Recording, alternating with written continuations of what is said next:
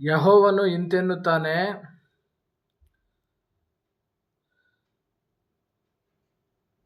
ಅದು ತೂರ್ ಪಟ್ಟಣವು 4 ದ್ರೋಹಗಳನ್ನು ಮಾಡಿದ್ದರಿಂದ ಅದಕ್ಕಾಗಿ ದಂಡನೆಯನ್ನು ನಾನು ತಪ್ಪಿಸುವುದೇ ಇಲ್ಲ.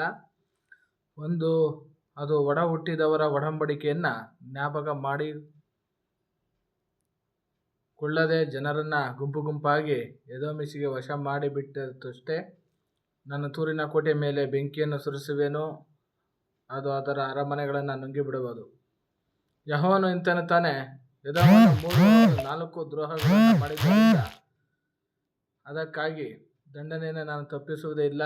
ಅದು ಕತ್ತಿ ಹಿಡಿದು ತನ್ನ ಸಹೋದರರನ್ನು ಹಿಂದಟ್ಟಿ ಕರುಣೆಯನ್ನು ತೊರೆದು ಸಿಟ್ಟಿನಿಂದ ಸದಾ ಸಿಗಿದು ಬಿಡುತ್ತಾ ತನ್ನ ಕೋಪವನ್ನು ಶಾಶ್ವತ ಮಾಡಿಕೊಂಡಷ್ಟೇ. ನಾನು ತಮೋನಿನ ಮೇಲೆ ಬೆಂಕಿಯನ್ನು ಸುರಿಸುವೆನು, ಅದು ಚೋದರಾದ ಅರಮನೆಗಳನ್ನು ನುಂಗಿಬಿಡುವುದು. ಯೆಹೋವನು ಇಂತೆನ್ನುತ್ತಾನೆ, ಅಮ್ಮೋನ್ಯರ 4 ದ್ರೋಹಗಳನ್ನು ಮಾಡಿದ್ದರಿಂದ ಅವರಿಗಾಗುವ ದಂಡನೆಯನ್ನು ನಾನು ತಪ್ಪಿಸುವುದೇ ಇಲ್ಲ. ಅವರು ತಮ್ಮ ದೇಶವನ್ನು ವಿಸ್ತರಿಸಬೇಕೆಂದು ಗಿಲ್ಯಾದಿನ ಗರ್ಭಿಣಿಯರ ಹೊಟ್ಟೆಯನ್ನು ಸೀಳಿಬಿಟ್ಟರಷ್ಟೇ. ನಾನು ರಬ್ಬದ ಕೋಟೆಯನ್ನು ಬೆಂಕಿಯನ್ನು ಉರಿಸುವೆನು, ಅದು ಅವರ ಅರಮನೆಗಳನ್ನು ನುಂಗಿಬಿಡುವುದು. ಆ ಯುದ್ಧದಲ್ಲಿನ ಆರ್ಭಟವಾಗುವುದು, ಆ ಸುಂಟರ ಗಾಳಿಯ ದಿವಸದಲ್ಲಿ ರೋಷ ಮಾರುತವು ಬೀಸುವುದು. ಅವರ ಅರಸನೂ ಅವರ ರಾಜ್ಯಾಧಿಕಾರಿಗಳೂ ಒಟ್ಟಿಗೆ ಸೆರೆಯಾಗಿ ಹೋಗುವುದು. ಇದು ಯೆಹೋವನ ನುಡಿ. ಯೆಹೋವನು ಇಂತೆನ್ನುತ್ತಾನೆ, ಮೋವಾಬ್ 4 ದ್ರೋಹಗಳನ್ನು ಮಾಡಿದ್ದರಿಂದ ಅದಕ್ಕಾಗಿ ದಂಡನೆಯನ್ನು ನಾನು ತಪ್ಪಿಸುವುದೇ ಇಲ್ಲ. ಅದು ಎದೋಮಿನ ಅರಸನ ಎಲುಬುಗಳನ್ನು ಸುಟ್ಟು ಸುಣ್ಣ ಮಾಡಿತಷ್ಟೇ. ನಾನು ಮೋವಾಬಿನ ಮೇಲೆ ಬೆಂಕಿ ಸುರಿಸುವೆನು, ಅದು ಕಿರ್ಯೋತಿನ ಅರಮನೆಗಳನ್ನು ನುಂಗಿಬಿಡುವುದು.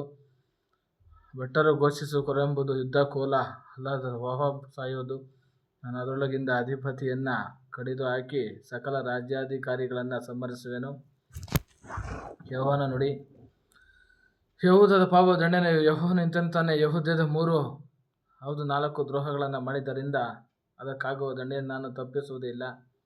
ಯೆಹೂದ್ಯರು ಯೆಹೋವನ ಧರ್ಮೋಪದೇಶವನ್ನು ನಿರಾಕರಿಸಿ ಆತನ ವಿಧಿಗಳನ್ನು ಕೈಗೊಳ್ಳದೆ ಅವರ ಪಿತೃಗಳು ಹಿಂಬಾಲಿಸಿದ ಸುಳ್ಳು ದೇವತೆಗಳ ಮೂಲಕ ಸನ್ಮಾರ್ಗವನ್ನು ತುಷ್ಟಿಸಿದರಷ್ಟೇ. ಆದ ಕಾರಣ ನಾನು ಯೆಹೂದದ ಮೇಲೆ ಬೆಂಕಿಯನ್ನು ಸುರಿಸುವೆನು, ಅದು ಯೆರೂಸಲೇಮಿನ ಅರಮನೆಗಳನ್ನು ನುಂಗಿಬಿಡುವುದು. ಯೆಹೋವನು ಇಂತೆನ್ನುತ್ತಾನೆ, ದೇಶದ 4 ದ್ರೋಹಗಳನ್ನು ಮಾಡಿದ್ದರಿಂದ ಅದಕ್ಕಾಗಿ ದಂಡನೆಯನ್ನು ನಾನು ತಪ್ಪಿಸುವುದೇ ಇಲ್ಲ. ಯೇಸು ನ್ಯಾಯವಂತನನ್ನ ಬಳಿಗೆ ಮಾರುತ್ತಾರೆ, ಒಂದು ಜೊತೆಕಾರದ ಸಾಲಕ್ಕಾಗಿ ದಿಕ್ಕಿಲ್ಲದವನನ್ನು ವಿಕ್ರಯಿಸುತ್ತಾರೆ. ಬಡವನ ತಲೆಯ ಮೇಲೆ ಎರಚಿಕೊಂಡು ನೆಲದೊಳನ್ನು ಆತುರವಾಗಿ ಆಶಿಸುತ್ತಾರೆ. ದೀನರು ದಾರಿಗೆ ಅಡ್ಡಿಯಾಗುತ್ತಾರೆ. ಮಗನು ತಂದೆಯ ಒಬ್ಬಳಲ್ಲೇ ಹೋಗಿ ನನ್ನ ಪವಿತ್ರ ನಾಮವನ್ನು ಅಪಕೀರ್ತಿಗೆ ಗುರಿ ಮಾಡುತ್ತಾರೆ. ಒಂದೊಂದು ಯಜ್ಞವೇದಿಗೆ ಹತ್ತಿರದಲ್ಲಿಯೂ ಅಡವಾಗಿಟ್ಟುಕೊಂಡು ಬಟ್ಟೆಗಳ ಮೇಲೆ ಮಲಗಿಕೊಳ್ಳುತ್ತಾರೆ. ದಂಡ ಹಾಕಿಸಿಕೊಂಡವರು ದ್ರಾಕ್ಷಾರಸವನ್ನು ತಮ್ಮ ದೇವರ ಮಂದಿರದಲ್ಲಿಯೂ ಕುಡಿಯುತ್ತಾರೆ. ಆಹಾ, ಅವರಿಗೆ ಎದುರಾಗಿ ನಿಂತ ಅಮೋರಿಯರನ್ನು ನಾನೇ ಧ್ವಂಸ ಮಾಡುವೆನು. ಆ ಶತ್ರು ದೇವದಾರು ಮರದಷ್ಟು ಎತ್ತರವಾಗಿ ಅಲೋನ್ ಮರದ ಹಾಗೆ ದೃಢವಾಗಿ ಇದ್ದರೂ ಮೇಲೆ ಅದರ ಫಲವನ್ನೂ ಕೆಳಗೆ ಅದರ ಬುಡವನ್ನೂ ನಾಶಪಡಿಸಿದನು. ಇಸ್ರಾಯೇಲ್ ಅಮೋರಿಯರ ದೇಶವನ್ನು ನಿಮಗೆ ದೊರಕಿಸಬೇಕೆಂದು ನಾನು ನಿಮ್ಮನ್ನು ಐಗುಪ್ತ ದೇಶದೊಳಗಿಂದ ಪಾರುಮಾಡಿ 40 ವರ್ಷ ಅರಣ್ಯ ನಡೆಸಿಕೊಂಡು ಬಂದ ನಿಮ್ಮ ಪುತ್ರರಲ್ಲಿ ಪ್ರವಾದಿಗಳನ್ನೂ ನಿಮ್ಮ ಯುವಕರಲ್ಲಿ ಪ್ರತಿಷ್ಠಿತರನ್ನು ಸಿದ್ಧಪಡಿಸಿದೆನು.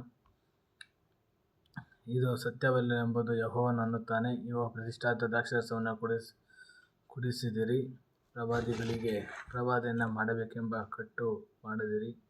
ಈಗ ನೀವು ನೀತಿವಂತರಲ್ಲಿ ನಿಮ್ಮನ್ನು ಸೆಳೆಯುವುದು ತುಂಬಿದ ಗಾಡಿಯಷ್ಟು ಭಾರವಾಗಿ ಅಮುಕಿಬಿಡುವೆನು.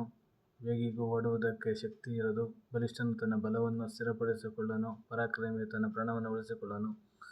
ಧನುರ್ಧಾರಿಯು ನಿಲ್ಲನು, ಪಾದರಹಿತನು ತಪ್ಪಿಸಿಕೊಳ್ಳುವನು, ಅಶ್ವಾರೂಢನು ತನ್ನನ್ನು ರಕ್ಷಿಸಿಕೊಳ್ಳುವನು. ಈ ದಿನಗಳಲ್ಲಿ ಶೂರರೊಳಗೆ ಧೀರನಾದರೂ ಬೆತ್ತಲೆಯಾಗಿ ಓಡಿಹೋಗುವನು. ಇದು ಯೆಹೋವನ ನುಡಿ.